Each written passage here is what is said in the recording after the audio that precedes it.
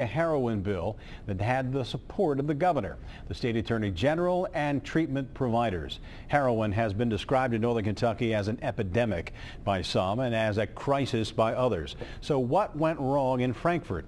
Local 12's Joe Webb joins us live with the story. Joe? Well, Rob, State Senator Katie Stein of Southgate sponsored Senate Bill 5, or the heroin bill as it was called. It sailed through the state Senate by a 36-1 vote on January 16th. But the State House didn't bring it up until Tuesday night with 15 minutes left in the legislative session. They didn't have time to deal with it. It died of lack of interest. Now, it had a lot of support, as you pointed out, statewide support and a lot of local support. And those local supporters say Senate Bill 5 could prove to be the difference, the life and death difference for hundreds of Kentuckians. Last August, Noel Specht died of a heroin overdose. Hollie Specht lost a son, Noel Stegner, a grandson.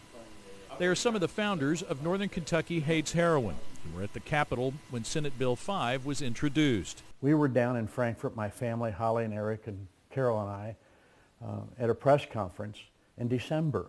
The excitement from both the Democrats and the Republicans and the House and the Senate was alive with excitement that this was going to happen. Senate Bill 5 had broad support from both the treatment side and the law enforcement side. Lawmakers had a bill that included an educational component, tougher sentences for high-volume traffickers, and possible homicide charges for dealers whose users died. It loosened regulations on Naloxone, kits used to revive users who overdose. It saves lives. And it's been in California for probably 20 or 30 years. It saves lives. But right now, the only people that can use it are doctors. Senate Bill 5 was the first bill passed by the Kentucky State Senate, but sat for 3 months and died in the State House.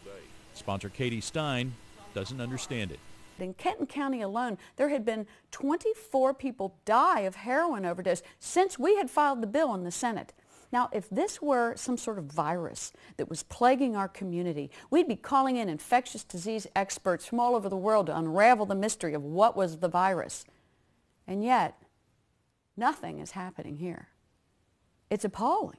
Stein says her bill got loaded up with so many unrelated amendments in the House, it was bound to die, and it did. The bill may be dead, but the push for change is still alive. You haven't heard the end of us. We're not done. Or you thought we were in your faces before? Now we'll really be in your faces. Kentucky State Senate President Robert Stivers has asked Governor Beshear to call a special session so that they can deal with the heroin bill. Katie Stein says it would take a minimum of 5 days to get everybody together and to pass a bill. Special sessions cost taxpayers about $60,000 a day, so that'd be a $300,000 taxpayer expense. Many around here seem to think it would be worth it. Reporting live in Covington, I'm Joe Webb, Local 12 News. Rob? You know, it's a problem in the populated areas, but I was talking to Sheriff Craig Peoples in Pendleton County. He told me it's his worst problem right now. The number one thing he has to deal with is heroin abuse and deaths. Well, it's a problem. I mean, you go to hospitals anywhere, and it's a bigger problem in the cities. It's a bigger problem in Northern Kentucky than it is in the rest of the state.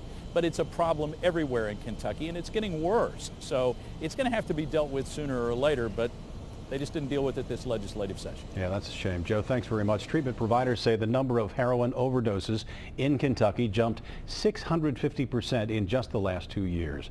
We'll keep you posted on the law.